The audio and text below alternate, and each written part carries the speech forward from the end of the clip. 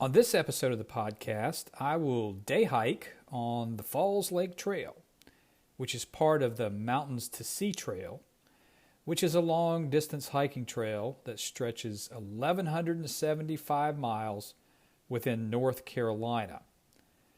The terminus points of the trail are in the Great Smokies and the Outer Banks, quite different terrains. The trail's been developed by integrating various existing trails as well as creating new trail sections. Currently, about 725 miles of trail have been completed. The remaining miles are hikeable, but on various roads connecting the completed sections, and I hate hiking on roadsides. The trail is an official unit of the North Carolina State Park System, but most of the trail is not within state parks. An organization called the Friends of the Mountains to Sea Trail is primarily responsible for building and maintaining the trail, as well as publicly advocating for the creation of additional sections. Cool for them. A link to the Friends of the Mountains to Sea Trail can be found in the show notes. The trail is divided into 18 segments, as well as an alternate paddle route in the eastern part of the state. Excluding the paddle route, the segments vary in length from 34.7 miles to 90.5 miles long, with difficulty ratings from easy to strenuous. While the trail is a through hiking trail, each segment is broken down into multiple day hike sections. So there's something for everyone on this trail. Today I will hike on segment 10, Eno River State Park to Falls Lake Dam. Most of this segment is also known as the Falls Lake Trail. The segment's 79.3 miles long, and I will be hiking on one of the short day hikes listed on the Friends website as Flipped Car. Pretty interesting trail name, huh? I'm hiking on the section as I've heard there's a connecting trail that leads to a through hiker campsite that I would like to check out. I'm really looking forward to this hike.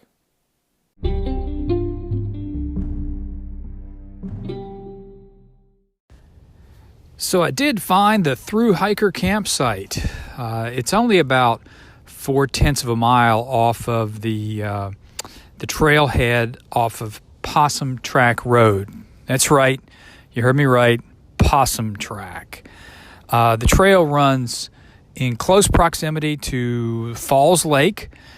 So in many places you can see the lake. Like from the campsite right here, you can see the lake very, very well.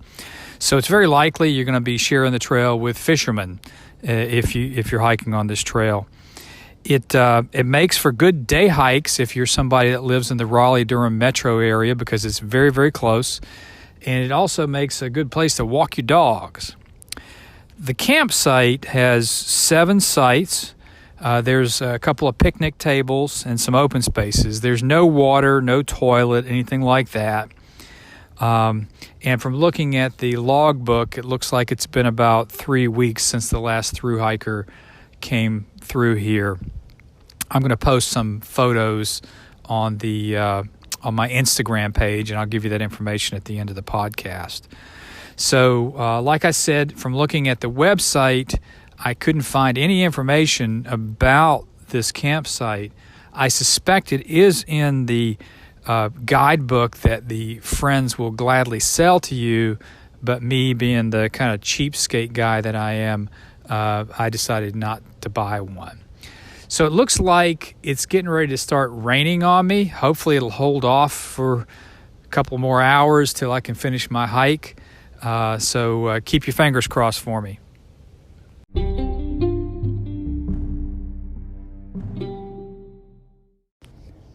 So I'm taking a little water break and thought it would be a good time to recap you on the rest of my hike so far. After I left what I now know to be the Possum Track campsite, I continued down the trail, and in about another 0.3 of a mile or so, I came upon a sign that indicated that I was in a bow hunting area. And of course, silly me, forgot to bring my orange hat. And here it is November, so hopefully I won't get an arrow in me for the rest of the way. Continued down the trail more and found the flipped car.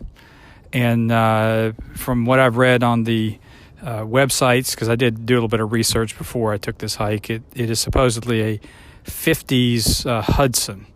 Not much left of it, but you can definitely tell it is a car and it's definitely flipped. And there's a lot of cleared area around it, so you can tell people hang out here or maybe even come here just to see the flipped car. So I continued down the trail. Shortly after the flipped trail, the flipped car, the terrain changed. Prior to the change, it had been pretty much a pine forest and pine needles everywhere, obviously, and fairly flat. You could tell there had been a fire here in recent years as there was burn marks on all the trees, but I'm pretty sure it was a planned or prescribed burn because most of the trees are alive, and it looks like the undergrowth coming up around it is probably about 5 years old, so that's probably about when they did that. But anyway, after I left the flipped car, the terrain changed a lot, and it became really hardwood forest, lots of ups and downs, a little bit more terrain change, nothing difficult, but definitely gullies and hills, small ones. And the trail was covered with leaves, which actually made it a little bit difficult. Not that I couldn't tell where I was, because they've done a really good job of putting blazes frequently, but you couldn't really see what was underneath the leaves. And so it would be really easy to, trip on a root or a rock or something like that because you don't even see it. So something to think about when you hike in the fall. Afterwards, started coming on some bridges, going over the little creeks and ravines, and then eventually went into a state park and continued to hike. Did come upon some residential areas fairly close to the trail, and continued on and made it to the other trailhead, which is Bayleaf Church Road. And also there is a state park ranger station there as well. And turned around, headed back because it is starting to rain a little bit. And now I'm back at the flipped car where I'm taking my water break. And I think I have about 0.8 of a mile. As far as wildlife, I did see a lot of deer so far. One particularly impressive buck. I saw hawks and all the normal, squirrels and birds and things like that. So I'm getting ready to continue on, and I'll fill you in on the rest of the recap.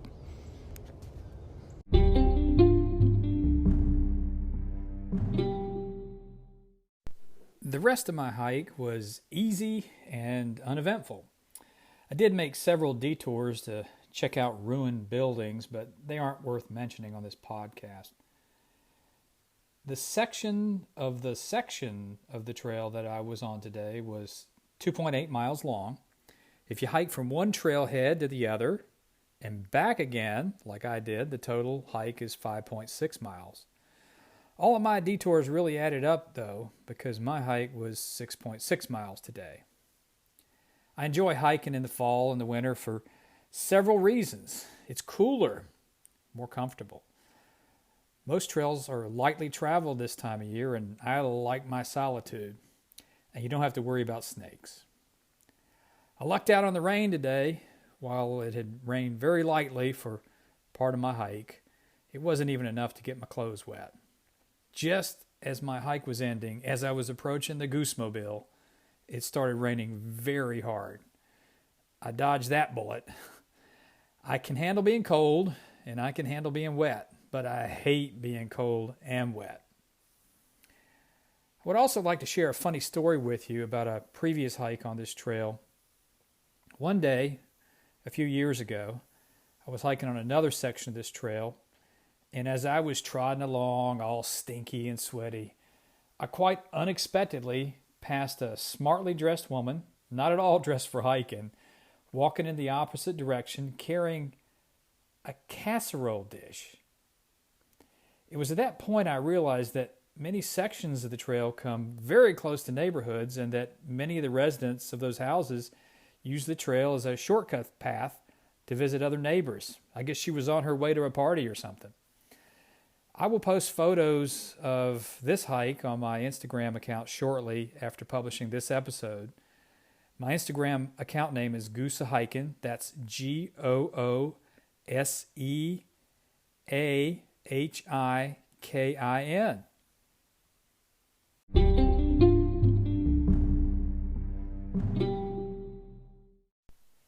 A final thought. Enjoying the great outdoors is exciting and fun, but don't engage in strenuous physical activities that are beyond your capabilities or your physical condition.